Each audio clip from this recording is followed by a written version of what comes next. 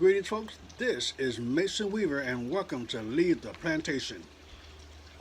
My site, leavetheplantation.org, is a place to get news and information. It's a place to get encouragement.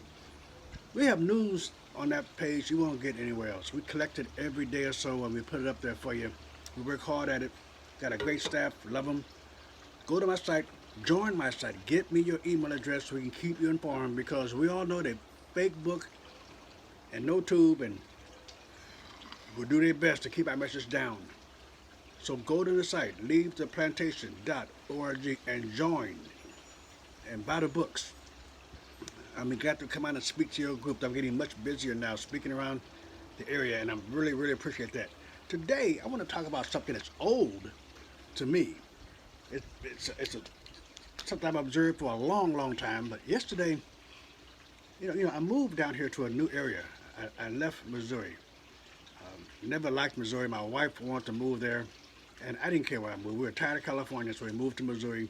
Stayed there 10 years, and she passed away, and I decided to come where I wanted to go, Florida. Uh, she has family here, so it was like, you know how you're up with family. You don't want to get that close to them.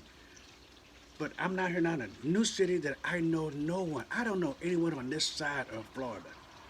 I know no one. I love it. Love it. Yesterday I had a dinner party at some new friends' homes. I met a whole lot of new friends. Very good people. And they're good Republicans and Christians. And I was talking to a young lady, and the whole group were asking me questions, feeding me questions because of my background and experience. And they asked, how can we talk to Democrats? How can we get my liberal friends and my liberal folks? How can we do that? And of course, some of you know me. I don't believe in talking to Democrats. That's like, to me, working outside your species. But some of you got relatives you love and want to talk to and reach, so you would do that. Democrats said they've changed. Because you can't pin them down. You can't talk about the history. You can't talk about what they've done. They keep saying, but that was it. We changed. Republicans changed to be the racists, and now we changed to be the pro-black folks because we got a whole lot of black folks in our party. Folks, Democrats always had a lot of black folks around them. They were called slaves, and they are the original slave holders. They're the original party that fought to keep slaves. They're the party that came up with ways to get folks back on that plantation called sharecropping. They're the ones that had poll tax to keep black folks from voting. They're the ones who had regulations that White Citizen Council and the KKK started by them. They're the ones that forced black people to go and riot to win their freedom in the South.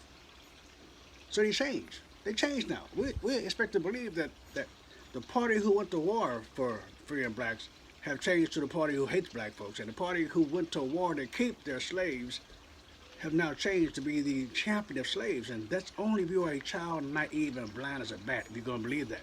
But let's look at this for a second. If they have changed, then should I be able to see evidence of that change? Rhetoric is one thing, but if they have changed, there should be proof that they've changed. Because see, every ghetto in America is controlled by Democrats.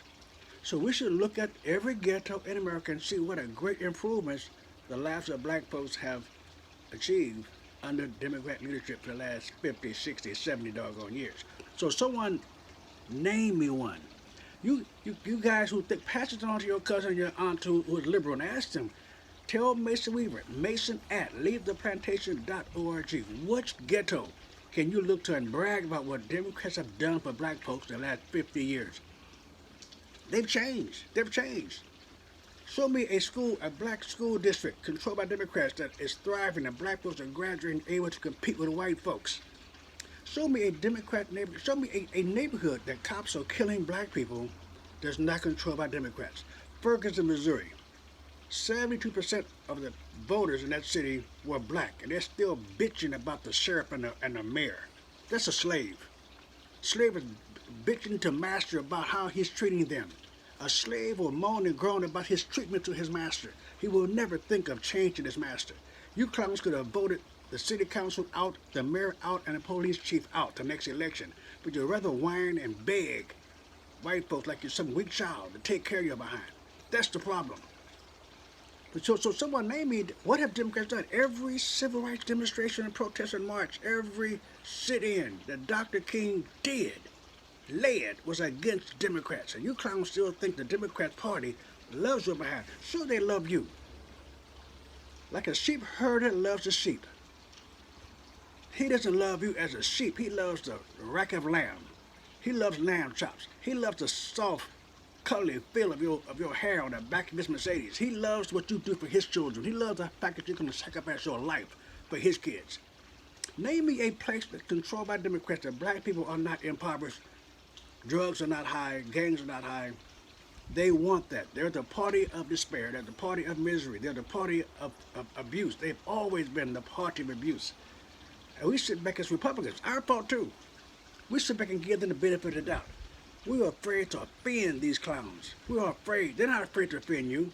They call you all kind of names. Call you racist. That's like a dog calling a kitten a poodle. We give them the benefit of the doubt. We allow them to track all up and down us. The Republican Party has changed. They told you when it changed. It changed with Goldwater. Every Republican administration results in an increase in prosperity around black folks. President Trump left office. Black folks, 72% of us are living outside of poverty, middle class.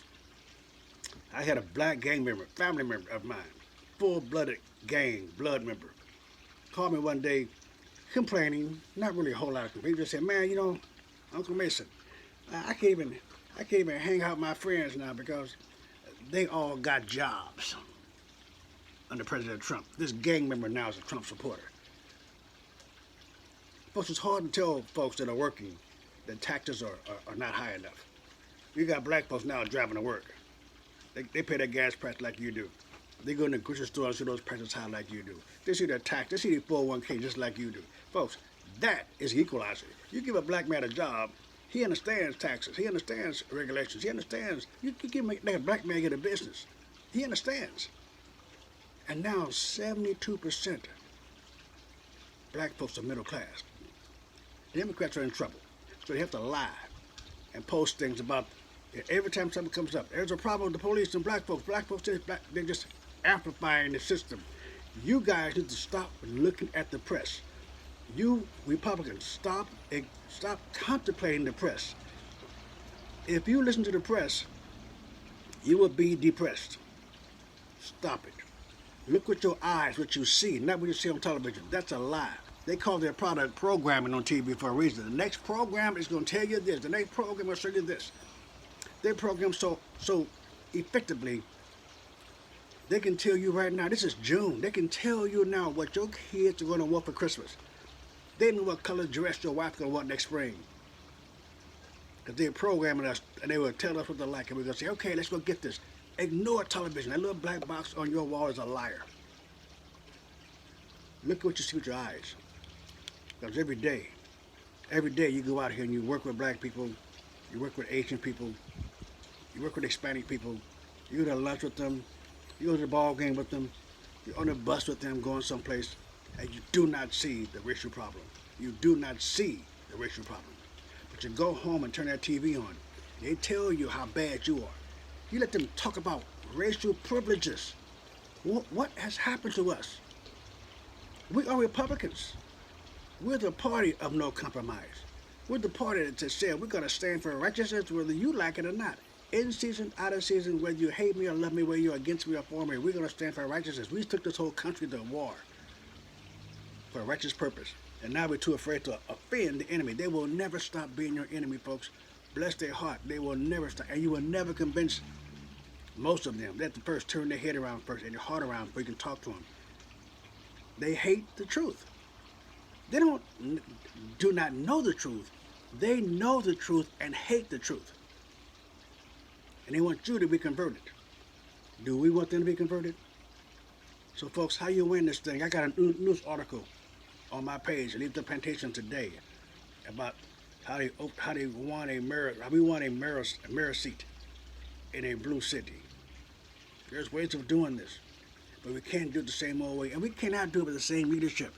The Republican Party is used to managing money. Bless their heart. I love the Republican Party, but they will not support anything that's not what the normal Republican constituency.